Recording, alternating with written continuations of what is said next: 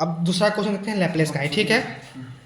तो ये स्विच है, ठीक है, ये स्विच कभी ऊपर जाएगा और ये कभी नीचे आएगा, ठीक है, ये कभी न्यूट्रल पे है, तो ये 1 पे और 2 पे, अभी क्वेश्चन जैसे बोलेगा वैसे मूव करेंगे। The switch is move from position 1 to 2।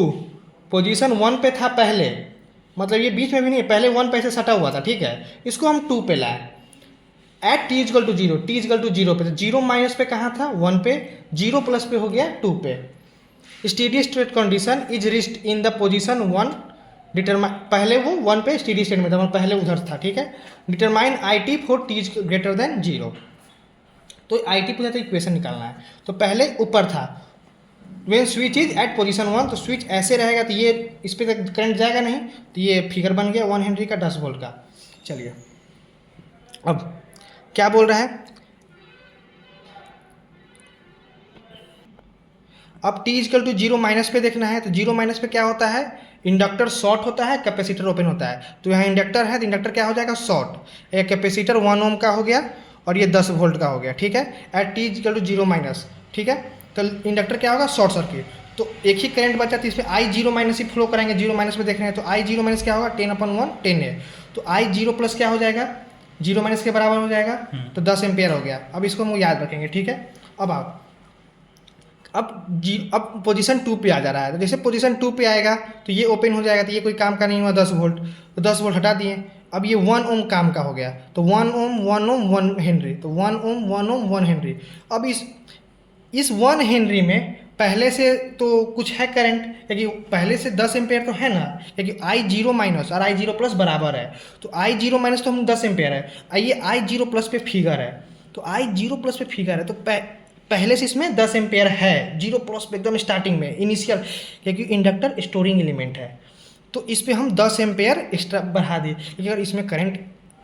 इसमें तो वोल्टेज सोर्स है नहीं, तो इसमें करंट कहीं ना कहीं से आएगा ना। तो अगर ये सिंपल क्वेश्चन, इसमें इंडक्टर हटा देना और ये सिंपल डीसी सर्किट का हो गया, तो इसमें आई भी जीरो और वी भी जीरो,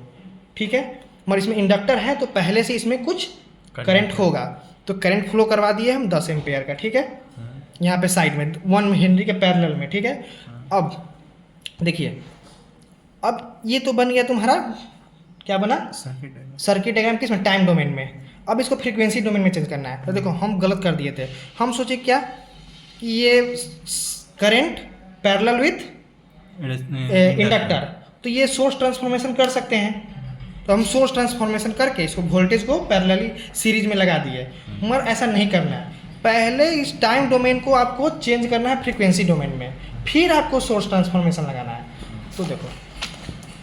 हम ये थे वो गलत हो गया है, ठीक है, इसलिए हम काट के छोड़ दिए, हटाए नहीं। अब देखो 1 ओम हो गया, अब ये क्या था इंडक्टर 1 हेनरी का, इसको चेंज करेगा फ्रीक्वेंसी डोमेन में, तो 1 हेनरी क्या हो जाएगा एल एस के बराबर, तो एल क्या है 1, तो 1s हो जाएगा, तो सीधे एस, तो यहाँ एस लिख दिए। अब ये 10 एम्पेयर है, तो हम क्या बताए थे 10 एम्पेयर सीधे यूटी होगा, तो 10 u t equal to V T equal to u t था एक बार, तो क्या होता था V S equal to 1/s, जितना होता था यूटी अपन एस हो जाता था, ठीक है। तो यहाँ 10 है, तो अगर यहाँ मान के चलो याद सीधे करो, 10 रहेगा तो जो 10/s कर देना है, ऐसी रहेगा कॉन्स्टेंट रहेगा, तो ठीक है,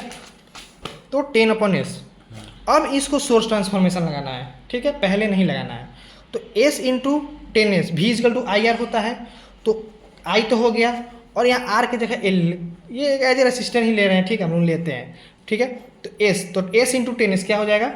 10, तो यहाँ 10 हो गया, यहाँ 10 हो गया, यहाँ S हो गया, यहाँ 1 हो गया, यहाँ 1 हो गया,